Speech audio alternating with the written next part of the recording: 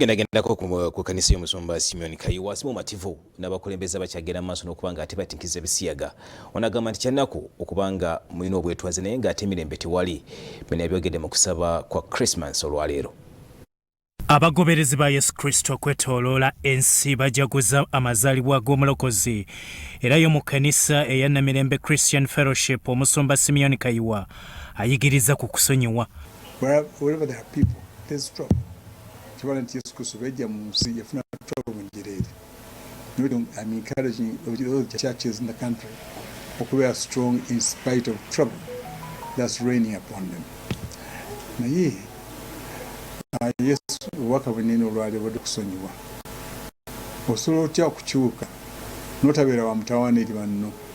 Omusumba Kayiwa agamba kibi okubanga olina obwetwaze naye nga tolina mirembe n'akusaba okukuuma emirembe nga bwakikwanaganya n'ekiri ebusukka nsalo mu mawanga ag'ebweru. None waffe tubadde facing problems ennyingi ennyo olw'okubanga tuli balokole nga kyetaagisa maanyi okubeera abalokole fana abantu bali eno abalala tusabire Israel nabo abalokole abali mu Israel babeere b'amaanyi kubanga kyetaagisa maanyi okubeera abalokole n'oluyimba lunawandika kyetaagisa maanyi okubeera abalokole. Abakkiriza bajjumbidde okusaba ku Ssekukkulu wadde ekire ky'enkuba kifukumuse era omusumba Kayiwa asimyemu ak'ensuso ab'oku Canaanland abatanazimba abatali ku byankuba bwe baba banoonya Katonda.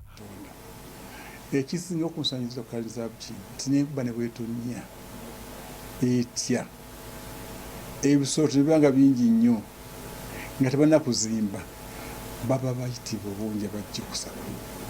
Omwoyo ogwo njagala gusibwemu ekitiibwa mu nsi yonna tiwaliwo omuntu alina omwoyo n'ekirabo.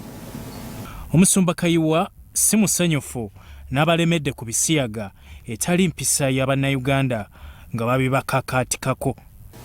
Naye nga Parliament kyesalawo kyekikolebwa. Kakati Paapa ne baba nga n'endowooza ye nebyakkirizaamu musooke mubireke ajja kutambulira mu bintu byaki bya enkola eyaliwo edda. Byakyambadde Lawrence, Soroti TV, Omunyo.